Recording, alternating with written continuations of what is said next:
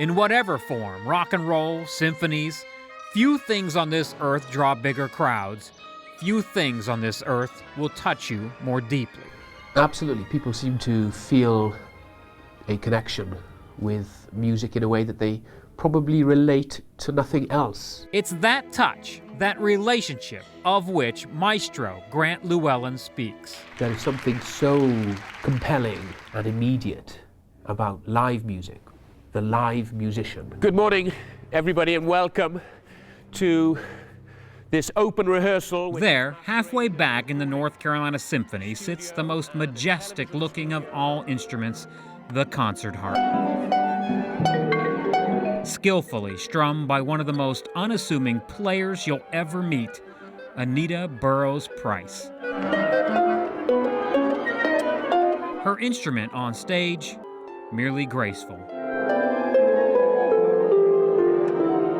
But on another day, in another place, it becomes a weapon. But there is something so natural and lyrical and graceful about it that I think it can't help but soothe. It becomes a weapon against loneliness, pain, suffering.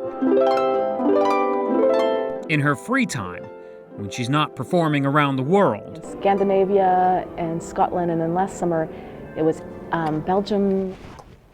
Anita is knocking on the doors of those who are knocking on death's door. It kind of goes beyond words. You're with people at their most fragile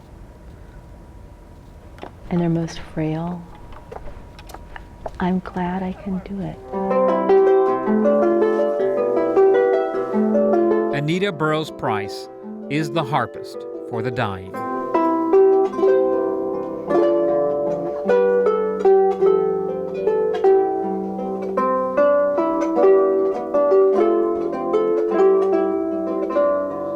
The goal for me sometimes is just to offer a moment of tranquility. Today she is playing for two brothers, John Vassy, diagnosed with congestive heart failure, and his little brother Bill, suffering through the latter stages of lung cancer.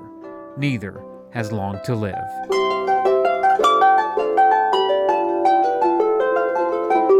And so they called Anita. It's a very sacred space, and you really feel privileged to walk that journey with the family and the person who's passing over.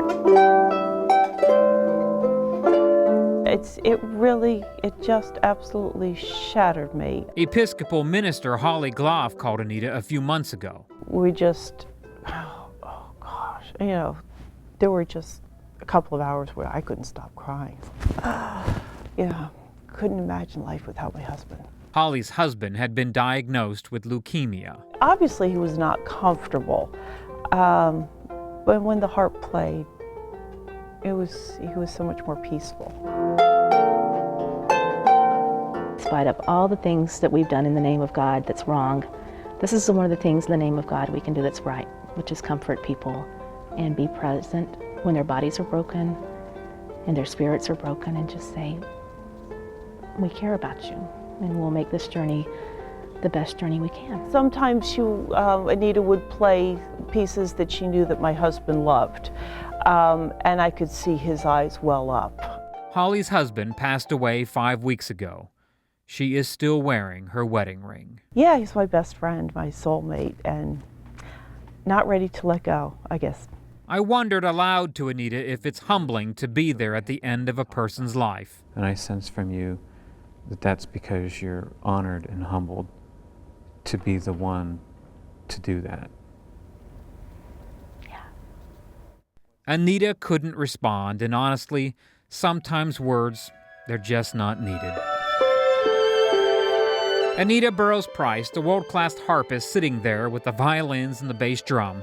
That instrument, playing the right repertoire, in the hands of a sympathetic harpist, I think is a very special combination.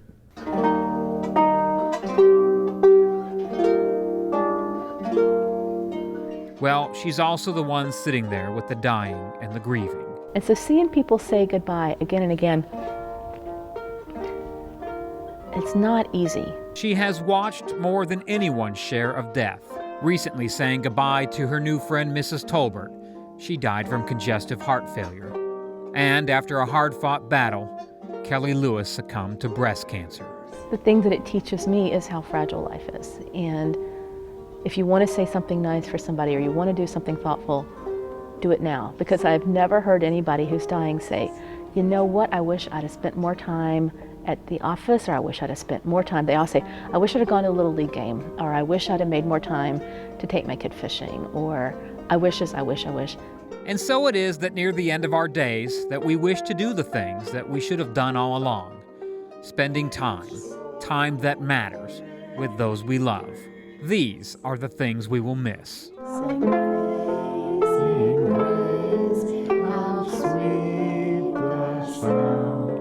A favorite church hymn.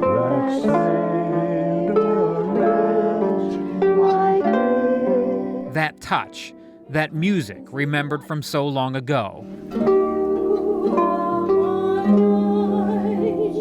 The very song that was sung at their wedding.